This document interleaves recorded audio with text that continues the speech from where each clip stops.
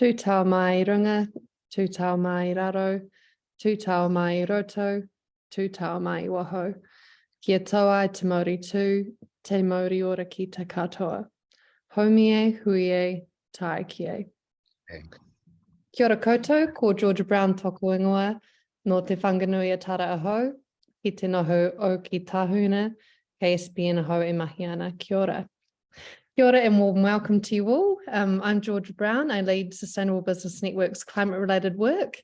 SBN is Aotearoa's largest and longest-standing sustainable business organisation, and we work in the areas of climate, waste and nature.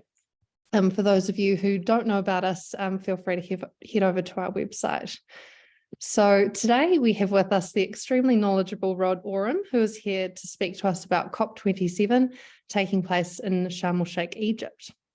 I'm sure many of you know Rod already and recognise him from his fantastic newsroom articles. He's got 40 years experience as an international business journalist and frequently speaks on the topics of deep sustainability, business and economics in both the New Zealand and global context. So thank you very much for being here today, Rod. Oh, kia ora, Georgia, and welcome to you all. It's a great pleasure and privilege to be able to have a chat with you from Sharm el-Sheikh. Thank you. Cool. So COP opened last week with the UN Secretary General Antonio Guterres warning that we're on a highway to climate hell with our foot on the accelerator, and humanity has a choice to cooperate or to perish. So we're nearing the end of the negotiations, but a lot can still happen in these final days. So the plan for the session tonight is that Rod's going to get started with a wrap up of what you've seen over the past week and a half. Then I've got a few questions, and for the last 20 minutes, we can open it up to the audience for Q&A. So we do have a chat function and a Q&A option down the bottom of your screens. Feel free to, I guess, go into either of those, but if we can keep them mainly to the Q&A, that just might streamline things a bit. So yeah, Rod, everyone is really, really keen to hear about how things are going over there. I think to start, it would be great, just to get an update and actually a bit of an explanation about what COP actually is and what these summits are trying to achieve and the general feeling in the atmosphere. Over to you. Well, thank you. Thank you, Georgia. And I won't go for 40 minutes because I'm very, very keen to hear what's on everybody else's minds, because you could very well be spotting things online that I'm not seeing here or seeing online. And I know you'll have some terrific points to raise. Just going back to the very, very basics of it all, COP, Conference of the Parties, i.e. all the countries that signed up to the United Nations Framework Convention on Climate. This is the 27th annual meeting. It's been almost every year except a year of COVID. And so COP27 was postponed from 2020 to 2021. Here we are in Sharm el-Sheikh, Egypt. Africa has hosted two prior COPs at Marrakesh back, I think, about 12 and about 8 years ago, roughly, as memory serves. But it's terribly important that this COP is in Africa because Africa is the continent where the greatest rise in population, economy and emissions is forecast to come over coming generations. And a really important concept for the whole developed world, but particularly in Africa, is to help the developed world to help come around the developing world so they can leapfrog over the last vestiges of the fossil fuel economy and so make sure that development is climate compatible and deeply sustainable. So Africa is very important. The disadvantage of it is that the view seems to be well sourced at this point, that Egypt is proving to be a rather passive president of COP and not driving the negotiations as effectively as we need at this stage. Of course, they're not in this alone. They get a lot of help from the UN process itself, but also I'm sure countries and individual senior politicians from various countries that they know and trust help in that process. But it is palpable that that there is that sort of relative passivity of the presidency, which hasn't helped. So we saw that in the flow of the negotiations so far. So in the first week, there's a lot of technical stuff going on where diplomats and negotiators from countries officials are working on that with the view to then delivering reports to the UN body. And then I'll pause because I'm right underneath the jet path, the flight path here for the airport. I'm not sure where this is coming over. Are you hearing the plane? Oh, no, amazing. Okay, I'll keep talking. It's a quite low Egyptian Airways. A little note I would just make in passing here. Sharm el-Sheikh is a big resort, very popular with all sorts of people, including the Russians. My very well English speaking taxi driver in from the airport, this is a classic journalism source here, told me there are still 6 planes of Russian tourists arriving every day in Sharm el-Sheikh. And the presence of Russian tourists here is palpable. And I just leave your mind to boggle at that prospect. Anyway, back to Egypt. So at the end of that first week, there were an unusually large number of unresolved issues. About 15 of them were pushed up to the presidency to try to resolve. Normally, there would only be about 2 or 3. And so in that sense, the negotiations have got quite bogged down. Now, moving on to the agenda itself, the very big triumph of the developing nations, the group of 77 plus China plus others, wrangled for 40 hours of pre-conference negotiations here to get officially the subject of finance for climate-caused loss and damage onto the agenda. And that was the first time it has been on the agenda. Yes, at the last minute in Paris, this idea was thrown out, about $100 billion of developed country money a year for developing countries, a pledge that is still unfulfilled. Last count, I think it was up to about 87 billion. So this is quite separate from that. This is a formal structure. And as these 2 weeks have gone on, and there's been lots of discussions about that, what I'm gathering from people, a few people I'm able to talk to that are quite close to the negotiations, is that there's a generally very broad consensus that that's a good idea. But then there is a lot of diversity of views, often strongly held, about how and when and how much money and the rest. And what seems to be absent in the negotiations at the moment are some very big creative ideas about what that structure should look like. But even if there is progress, the goal of that progress is extremely limited, which is that by the end of this COP, i.e. this weekend, there is agreement by the nations of the world on roughly what that new finance facility might look like. Then by COP28 next year in Dubai, in the Emirates, that would be fleshed out and approved, and the money would start to flow the following year. Well, even that timetable, of course, causes great anger and anxiety in developed countries because their climate impacts are very severe. And the sums of money are potentially very large. There is an official number from the UN about the sort of money that developing countries might need by about 2030. And it's around about 2.4 trillion US dollars in funding by 2030. These are very, very large sums. And and so in these last few days of negotiations, that's absolutely the thing to watch. But I would stress one positive thing is that this is absolutely the dynamic of COPs. At this stage, middle, late-ish, that second week, all looks lost and chaotic. But then the intense pressure of trying to achieve something in many COPs, by far from all. There are debacles like Copenhagen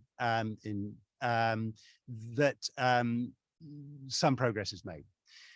So that's the rough trajectory on the negotiation side, with loss and damage absolutely the key issue there.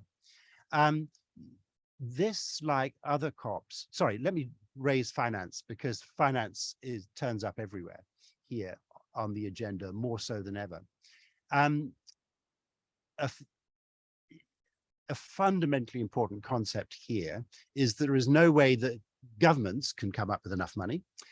So it's about mobilizing private sector capital and philanthropic funds and the like, not only to shift that flow where it is still going into fossil fuels and other adverse investments to good investments, but also a whole bunch more money.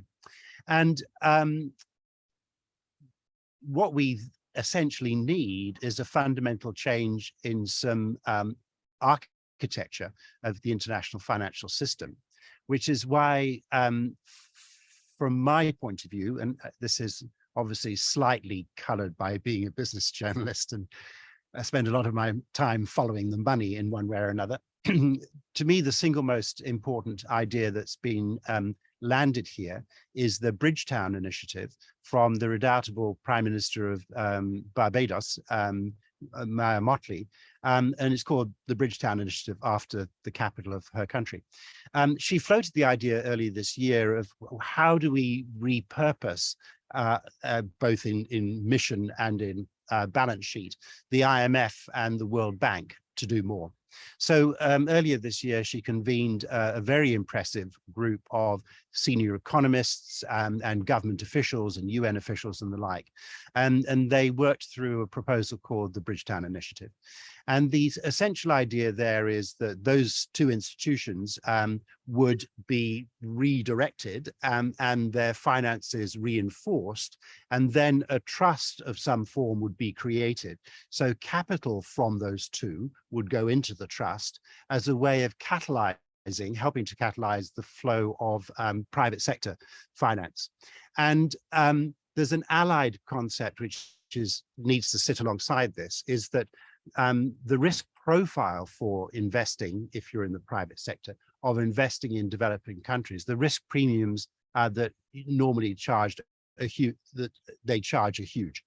And so this is one way to try to de-risk those investments, probably by the IMF and World Bank taking some part of that risk, or the most expensive first part of it, in order to make that more finance flow and at more affordable rates.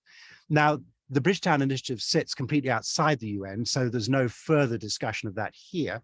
That's something that's all the shareholders, i.e. the nations of the world, have to go and have that discussion. But I think that that's a really promising idea, and one that needs to be watched very carefully. Moving on to civil society, of course, there's no two ways about being very direct that Egypt is an authoritarian country where there are tens of thousands of people incarcerated for trying to protest against various things, and that Egypt has made it hard for many civil society groups to get here. Then there is a level of, I'd have to say, paranoia amongst NGOs, and certainly self-censorship that they sometimes feel they have to exercise, because curious things do happen. There's been really interesting stories that you would get a huddle of NGO people having an animated conversation, and and then people wearing cleaners' uniforms seem to drift in to try and eavesdrop on the conversation. I mean, stories like that. And I must admit, most days I can't get through to the newsroom website from Egypt, either on my computer or on my phone. And when I talked to the tech people at the media center yesterday about this, wouldn't you know, I said, look, I can't get newsroom, my news outlet, and boof, there was newsroom. And then it was really weird, because then when I tried later, I couldn't get through to newsroom. I'm getting this message that there's a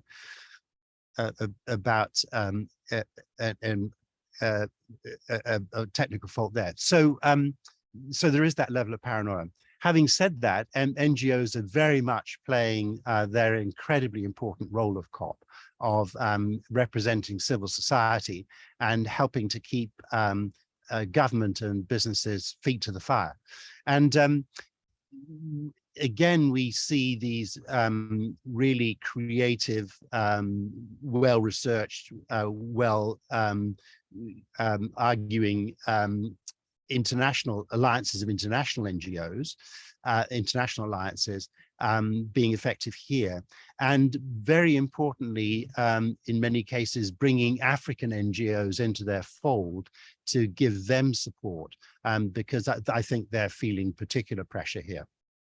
On the business side, I've been less plugged in here than I was in COP26 last year in Glasgow, and partly because a lot of that's happening in an innovation hub and a green hub that are removed from the blue zone, which is where the core of where the negotiations are going on, and civil society related side events.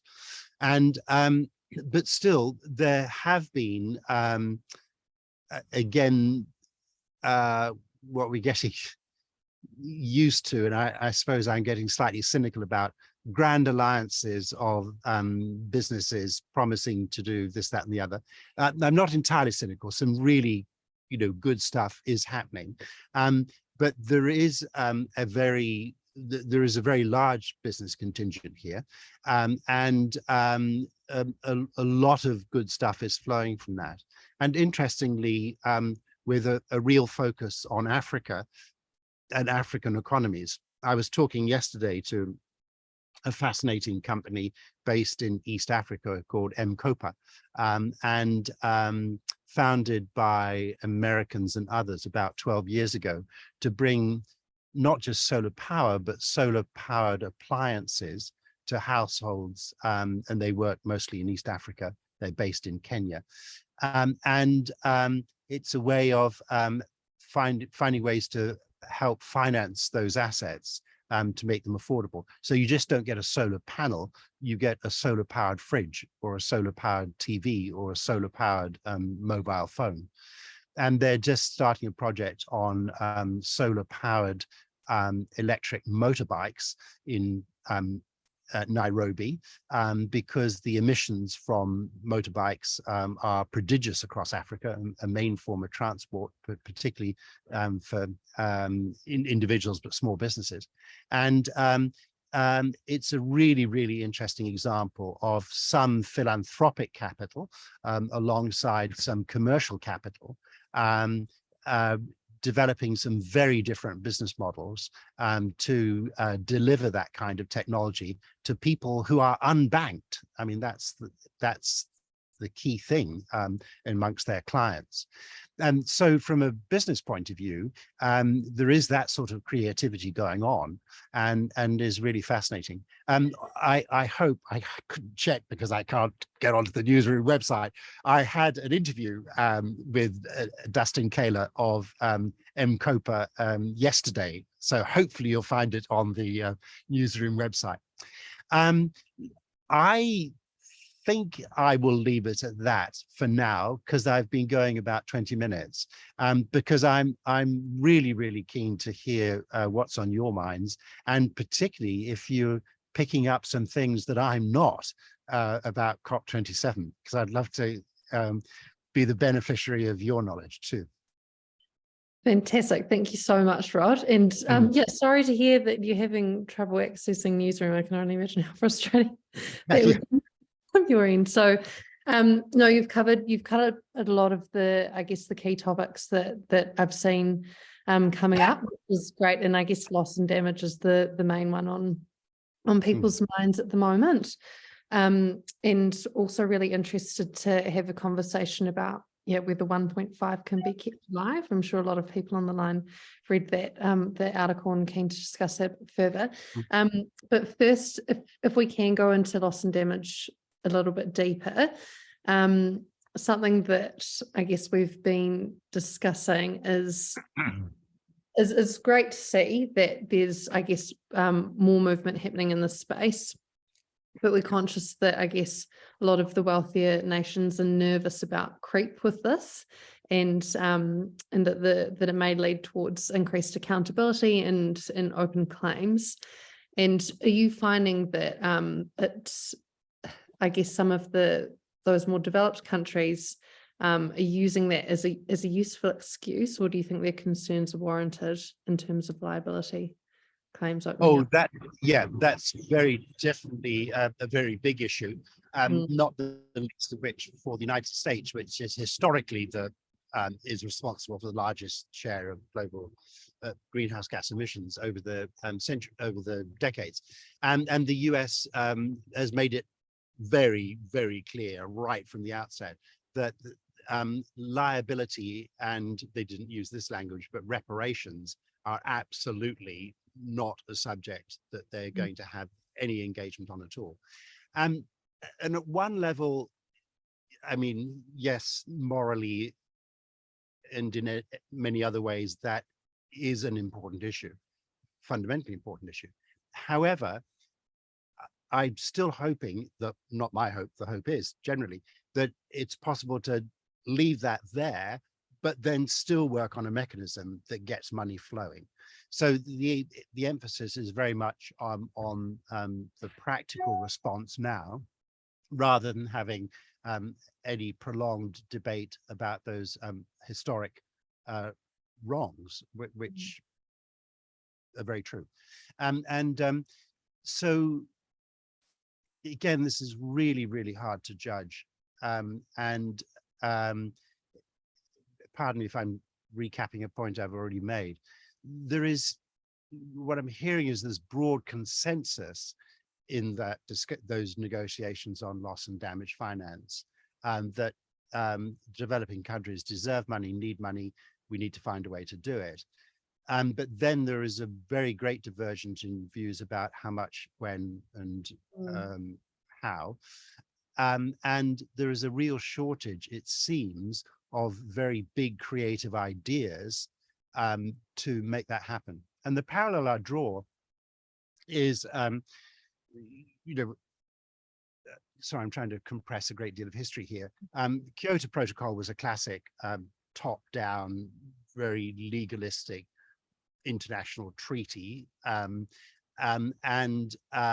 it got horribly derailed because developed versus developing countries couldn't agree on how to divide up the remaining carbon we could emit.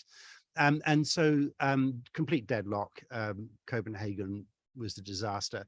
But then an idea came out of a Pacific Islands Climate Forum about in the early 2000 and the early teens, that what happens if each country just worked out what its contribution could be, and then all those were put on the table and aggregate up and see where we got it.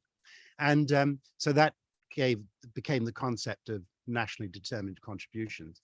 And New Zealand picked up that idea. Tim Gross was climate minister and ran with it very strongly, and was out there in the world advocating for it. And that was a brilliant new idea that forms the heart of the Paris Agreement, and completely changed the whole process. And of course, Paris is a voluntary, non-binding agreement, amazingly. But yes, there's a rule book which has some uses. Took 6 years to negotiate, but that's done and that's useful. But the main thing about it is just putting a spotlight on countries. It's naming and shaming, to be honest. But it, in its imperfect way, it does work. Those NDCs have improved. They have brought down that window or that range of temperature rise that has brought it down. Still not down to 1.5, and people have still got to deliver on the stuff. But it feels to me that loss and damage needs an equally big creative idea like that to break this logjam. And one of the things I just have no feel for at all is the dynamic here, because on one hand, we're seeing these extraordinary climate impacts. You know, a third of Pakistan flooded, 30 to $40 billion of money required just to repair that damage. The Pakistan pavilion here has a sign out saying, what happens in Pakistan doesn't stay in Pakistan. And so I think that's a bold statement that they've put on their pavilion here. And so you would think, logically as humans, we would respond to that, and there would be an intensity of negotiation here. And there doesn't seem to be. Now, I get essentially no access to negotiations. However, I did manage to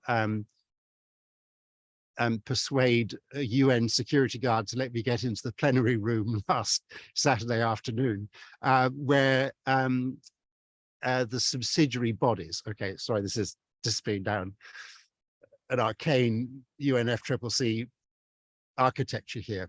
The subsidiary bodies are those which are basically working out implementation of decisions that have been made.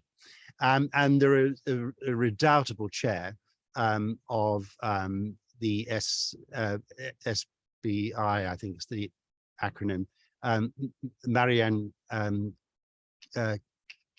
Carlson, I think, Carlson. I'm sorry, I'm not getting the name right, from Norway. And she was sitting up front trying to get the Sustainable Bodies report agreed. It has to be unanimously agreed to then put it out to the presidency to then progress in the second week. And I'm not blaming Mexico, but Mexico was holding out. It seemed to be something about their own national adaptation plan.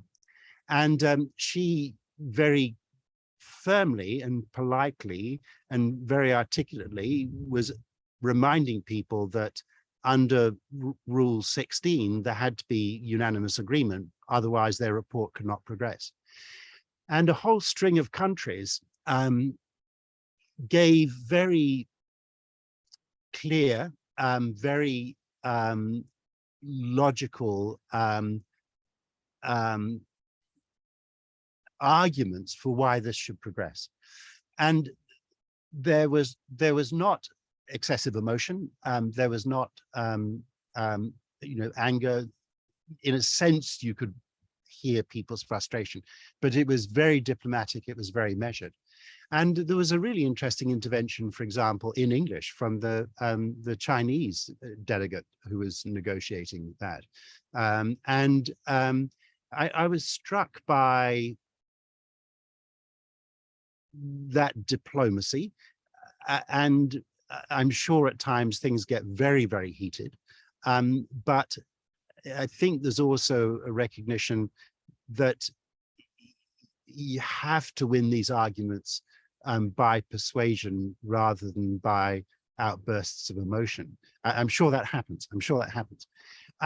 But I was sitting there going, my goodness, in this dark air-conditioned space where there's a couple hundred people rattling around at the front of a plenary session room that probably seats a couple of thousand people. This really important work is stuck because for some reason one country has a problem with one thing, and they can't resolve that internally, and therefore this whole process, it doesn't go nowhere. The unfinished reports were still forwarded and the UN will keep working on it, but it sort of kind of then, for the purposes of the rest of COP, gets gets kind of on the back burner. And so that to me is the central mystery of what's going on here is, I think everybody who comes here, as we all do around the world and feel, all those of us who lock onto these issues, that to climate, is that, my goodness, why can't we see urgent this is, and why isn't more happening? And that to me is, I don't see nearly enough to give you an answer to that. But that really, really, really preoccupies me a lot here. Mm.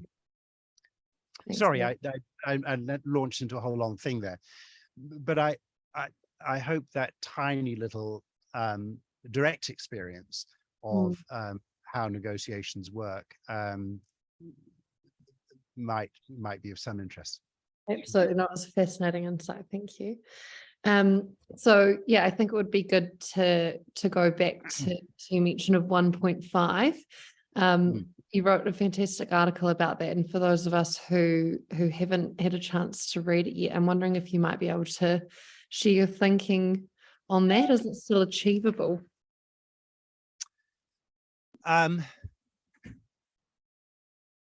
Look, the climate science is unbelievably clear about how much more emissions we can do if we are to get to 1.5. What that means is how big the emissions reductions have to be between now and 2030 to have us on a pathway for that. Even if we met that climate science, I think there is less comfort that actual climate systems are unfolding quite as the science predicts. In other words, they're unfolding faster. So this year we have seen some climate impacts, big systemic impacts. The science was telling us were going to come later, but they're here now. So I'm not saying the science is wrong. I'm just saying we have to be guided. We have to believe the science and work to the science. But we also have to know that things are probably moving faster than the science tells us. So 1.5, theoretically, you could do that if you could reduce emissions that fast. But the reality is emissions aren't reducing that fast. The reality is that the fossil fuel industry here is more emboldened than it has been in many years. And then the president next year is the UAE, and another petro state. Egypt's kind of a partial petro state, and is massively expanding gas. International companies are expanding gas here for export, hopefully to Europe. So that's why 1.5 is theoretically possible, but in practical terms seems not. Well, it is probably not. A couple of concepts then I think come into play. Alok Sharma, the UK politician who was president of COP27 in Glasgow, is here, and he and others talk about every single fraction of a degree counts. So don't back off and just say, oh, well, if we aren't going to do 1.5, let's make it 2. The difference in climate impacts between 1.5 and 2 is absolutely enormous. So every fraction counts. So we just have to keep pushing as hard as we possibly can. The other one is, another one of my great guides on this is Johan Rockström, one of the founders of the Planetary Boundaries Earth System Science, founder of the Stockholm Resilience Center, still involved, but now runs the Potsdam Institute for Climate in Germany. And Rockström, at the beginning of this COP, put out in his wonderful fashion, 10 big points about climate in light of current conditions and current state of negotiations, easily Googled. In fact, I've got a copy of it. Let me try and remember to flick it to you, Georgia, afterwards, on pass to people.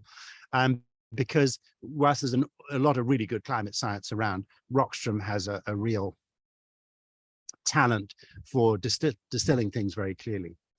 So, yeah, very broadly speaking, that's kind of where 1.5 is. I don't have my lanyard on yet because I'll go to COP later, but on it is a little 1.5C badge. Where did I pick it up? In a bowl at the reception desk. This is a rather grand term at the delegation offices for Aotearoa, New Zealand. And so there's a little bowl, and I looked on the back, and it was made by Badge Works in Wellington. And they're nice little badges, and lots of people seem to be wearing them. And I'm not mocking us for coming to COP with little badges that say 1.5 degrees C. And lots of people are wearing them, including the climate minister himself, who, as we know, passionately believes in this. But man, it's unbelievably hard work. Yeah, I've got so many questions now following on from that answer. Maybe then it would be good to get a gauge on, you know, how's New Zealand positioning itself in terms of climate leadership at this COP. I know that we're a nation that's not necessarily thought about by a lot of others, but are you getting a sense of where we're sitting? And I guess I'm keen to hear your personal opinion. You know, should we be really pushing or a slow follower, as some of our political parties here are suggesting we should be? Again, I have to preface this by saying it's essentially very difficult for me to get an accurate sense of the role New Zealand plays here. That's been more obvious in, so I'm just going to apologize to, I'm sorry to be outside your room making too much noise. There's a lovely fellow delegate here, and I'm down the row of rooms from mine to get out of the sun, and I'm right in front of her room. And now this is the second morning when I've been chatting away to people back in New Zealand. So it's very hard to get a fix. I mean, there are clearly times that New Zealand has been at the forefront. Copenhagen, for example, is where we proposed the global greenhouse gas agricultural gas research consortium, which has been a very strong idea, which has progressed very well. And then, of course, there's Paris too, as I mentioned. But it's very hard to get a fix quite what's going on here. James Shaw as minister, and I think is well respected. In past COPs, he's been given a co-chair role in the last week. It's a standard practice of pairing a developed country and a developing country politician to co-chair important work streams. And he's done carbon markets in past years, did the rule book last year, I think, as memory serves. He doesn't have a role this year. There's 5 of those streams. And in this last week, Kay Harrison, as our climate ambassador and negotiator, has been around a good few years and is well known and respected, I think. But my very rough proxy on the effectiveness of New Zealand is this. There is a fantastic Canadian-based NGO that some years ago got permission from the UN to be a reporting function at UN meetings. And they produced something called the Earth Negotiations Bulletin. And you can go on and get an email in your inbox every day. And it's a very articulate, very condensed, but goes on for a couple of pages about each day, about all the negotiations. Each day, I do a simple word search of New Zealand, and New Zealand turns up once in the footnote as one of the funders of this work, and then any other reference beyond one means that something that New Zealand has done has caught the attention of the ubiquitous Earth Negotiations Bulletin reporters. Many days it's 2 references. I think we got up to 3 one day. And so there is an MFAT official who last week, well, I think 2 of them last week were chairing some working groups, and they got brief mention. But that's the only reference. That's a very crude measure, because I don't know what influence we have when our climate change minister, for example, says something meaningful to a climate change minister from another country that might influence their views. I just have no idea what goes on like that. But New Zealand is, so that's at the negotiating level. Then civil society in New Zealand, there's some terrific NGO people here, usually working for international organizations. One I interviewed, again, the interviews on Newsroom, with Caden Watts, who's been working here, Rangatahi Māori, and who's here working for the Indigenous Peoples International Climate Change Forum. So New Zealand has played roles like that. But there is a shocking absence of New Zealand business here. And I know the Sustainable Business Council is planning a bit of a push for Dubai next year, but I think that's a mistake to go cold into Dubai. I think it's really important you need to be here in some way year by year to understand how this works, what the flow of things are. And I'll give you one very particular example that's been on my mind. There is an organization called the Global Dairy Platform, founded by Fonterra, by Andrew Ferrier, when he was chief executive in about, I think, founded in about 2008, I think, as memory serves, as an international association of big dairy companies based in Chicago, run by a former Fonterra executive. So last year, the Global Dairy Platform, which now represents about 40% of global dairy production, came up with its pathways to dairy net zero and launched it at the UN in New York a couple of months before Glasgow. Then they fleshed it out in Glasgow. They reported on their progress here at the end of the first week. It was impressive how many people and governments and organizations they've lined up. What was completely absent was any details of work programs or goals they've set themselves. They haven't even defined what net zero is or what the date is. And Fonterra wasn't there. Fonterra doesn't have a representative here this year at COP. And I just find it completely extraordinary that the organization, a business that is responsible with its farmers for about 21% of New Zealand emissions, doesn't have anybody here. And I don't see how you can possibly be credible, even if you are, especially if you're an international business as Fonterra is, to just be completely absent here. So Saturday was Agricultural Day.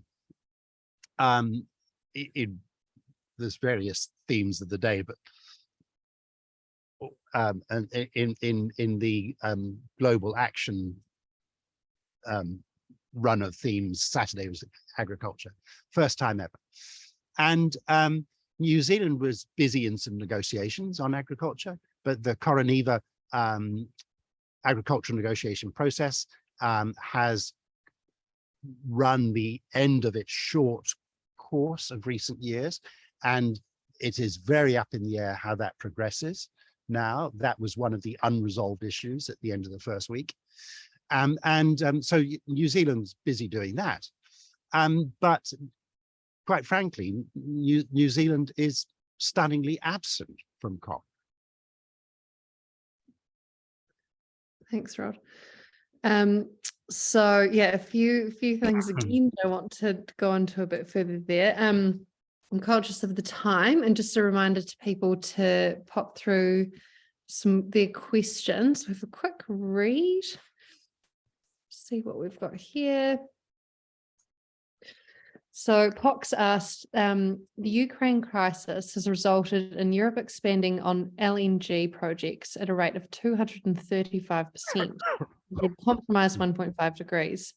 Has there been talk of geopolitical de-escalation of decarbonisation efforts? There's a number of interesting things going on here on that. The first one is, it looks as though there might be, sorry, this is highly hedged, a lot could happen in the next few days.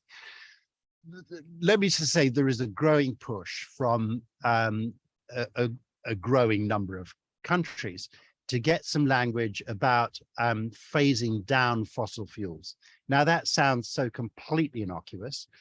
That was what they were trying to do in Glasgow, just on coal, was phasing out, and India intervened and it became phasing down of coal. But now India is back saying, actually, we need language about phasing down fossil fuels. And I think that's really an interesting shift from India's point of view. But it's a sign that we might actually get some, sorry, I'll finish the thought and then analyze it. We might get some specific language about fossil fuels into a final agreement for the first time. And you go, oh my God, all these decades, is that as far as we've got? Well, yes, but the language will be there. There is also an interesting movement for a fossil fuel non-proliferation treaty. This has come out from a number of promoters, one of them being the excellent British NGO Carbon Tracker, and trying to inventory all new and upcoming fossil fuel developments as a way of trying to keep people's feet to the fire on this. And the idea of a fossil fuel non-proliferation treaty is a really interesting one because of the language. I was talking last night to the person who runs Green Faith, which is an international Christian climate action group, very active in particular in developing countries. And I had dinner with them last night, and there's about 25 delegates, mostly from African countries. The executive director and founders, an American, Fletcher. And he said that the language is really interesting on that, because in countries that particularly, he was suggesting Buddhist and the like, the idea of a non-proliferation treaty speaks more of peace language, and that's kind of a concept that they can relate to. And of course, it borrows entirely from the non-proliferation of nuclear weapons. And we know that that was effective. So I think that the concept of a non-proliferation treaty on fossil fuels is in very early days, but conceptually and emotionally, I think it's quite an interesting one. However, of course, the fossil fuel sector has really feeling it's having a revival, and Saudi Arabia here has proclaimed that they're fully on board for 1.5 degrees, and they are part of the solution, and fossil fuels is part of the solution, so this isn't all about ending fossil fuels, and so that's the sort of push here from fossil fuel nations. As I said, next year's president is the UAE, also another petro state. So whilst we've got these interesting concepts, we've got a sentiment building about fossil fuels. The reality is that there is nowhere near enough there is some action from finance, from shareholder activism, from civil society push that have got some pressure on the fossil fuel sector, but nowhere near enough to start to drastically curb them. Thanks. So we've got about 10 minutes left, so I'll try and squeeze in a few more questions from the audience. We've got one here from Jacqueline. Are you seeing the need to recognise intergenerational effects rather than just the here and now? How long-term thinking? Yeah. Look, one of the things that struck me, look, this is only my second COP. I'm a real beginner. One of the things that struck me last year, and struck me as soon as I was around people again this week, at the end of last week, when I came out of isolation, literally and metaphorically, the average age, the median age delegates here is young. And you can even see that amongst political delegations. There will be older politicians, of course, but there's a surprising number of younger climate, and indeed some heads of state. But it's that I'm fascinated by that. And I tried to get some data out of the demographic data out of the UN last year and failed. But my strong sense is that the median age of people here is younger. And these are, I find them really fascinating people, because as I talk to them, I kind of sense three broad characteristics. First of all, they are intensely committed to the issues. Secondly, they're unflaggingly optimistic, or at least determined to keep pushing on this. And then thirdly, they're very willing to, they seek out whoever they can, even unlikely co-conspirators, to get things done. And so to me, there is a real energy and and that real creativity amongst those younger people, whether they be in government delegations. And I heard last year terrific stories, a couple of terrific stories of people in their country delegations actually being quite firm in negotiations with their older colleagues on certain points. They weren't entirely keeping the discipline about keeping that behind closed doors. And I just found that tremendously exciting. So yes, that sense of young people here as being very active, but it doesn't, I don't feel it translates into a real long-term view, that real intergenerational view that should, that should really be setting. It should really be the Southern Cross, if you like, the guiding star as to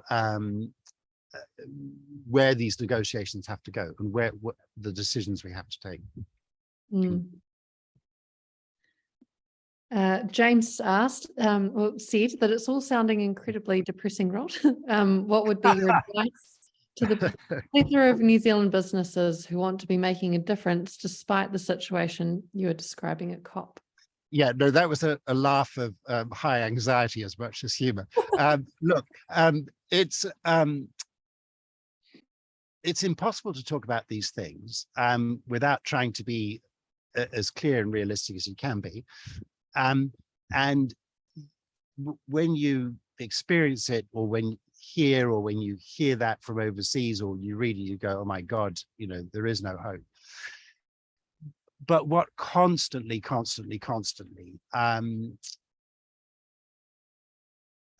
cheers me up, it keeps me going, is the quite serendipitous chance encounters one has, such as the story about East African electric motorbikes. Or let me tell you another story. I'm sorry I'm telling stories. I hope this is okay. They're true stories. But I think it's an important one. At least it's important to me. I was on the bus back from COP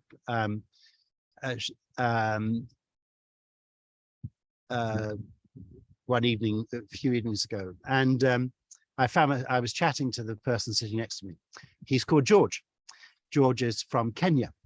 He had a couple of decades in the national parliament, in Nairobi, but he decided late in his career he wanted to focus on his own community. And he is the chief elected politician, representative, leader of a county. How colonial is that? They still call them counties in Kenya, of 1.2 million people on the shores of Lake Victoria. And he said, we've got two problems with climate.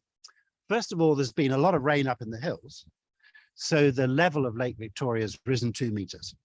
But we've had no rain at Lake Victoria. And so for 20 or 30 kilometers back from the lake up towards the hills, there's been hardly any rain. He's got areas with pastoral farmers who've had no rain in 3 years. So scorched earth. So they're dealing with overflowing Lake Victoria, but they can't get the water, into the fields, and the pastoral farmers, animals are dying. So he feels responsible for 1.2 million people, and he came to COP because he wanted to talk to people. He wanted to find out what was going on and what ideas or little scraps of hope could he take back to his 1.2 million people. And I thought that was a really important story. Also, I then was thinking about that and talking about it with some other people who made a very wise comment that in developing countries, we have whole governmental structures, all the way down from central government to local government and local boards, and money flows, policies flow inadequately, imperfectly, inefficiently, but stuff happens. But in developing countries, there is none of that kind of architecture, or where it is, it's very imperfect. So George has got to do a lot of this on his own with his friends and neighbors. And the fact that he thought that he could come to COP and learn some useful things, find some NGOs, and there's lots going on. And there's such a huge program for 2 weeks on all of this stuff. So it's really, really wrong to just dismiss that big civil society thing, as some people do, as just a trade show. It's not a trade show. This is a hui of humanity. Sorry, I get quite emotional about this. And so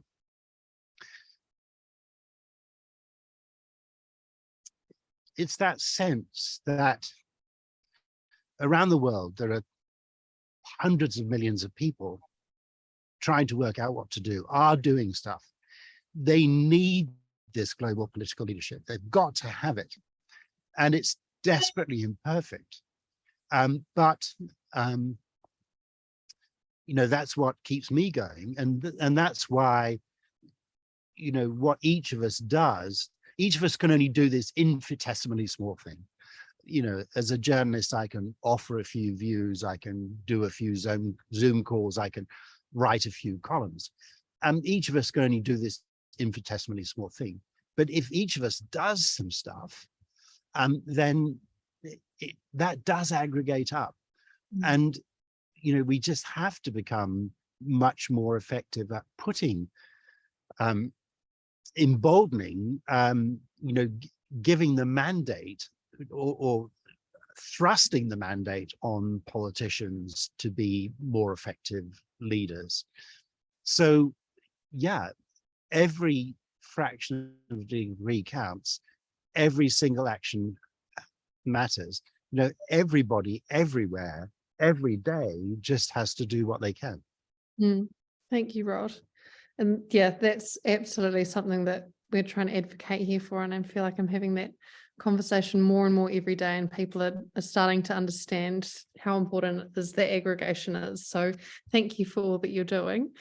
That means a great deal. So it is 8 o'clock. That's all we've got time for today. I'd love to continue the discussion. It's absolutely fascinating, and really, really appreciate your time, your honesty, and your emotion as well. It's heartwarming to see. and all of your stories, especially. I'm loving the stories. They're fantastic. So enjoy the rest of your time over there, and yeah, hope that you take it easy. Poor Rod's just had COVID as well. So well, and I need to be, I'm pacing myself, so I'm in good form for the SBN Awards next Wednesday evening. I'll be back the day before for that. Yeah, fantastic. Oh, that's great to hear. Well, that's I was actually going to do a really quick plug about that, so that's perfect. So it is our 20th year of these awards, which is a huge deal for us. So that's happening on Wednesday next week. In-person tickets are sold out, but you can register to watch the live stream for free. So that's going around. Just a comment to wrap up as well.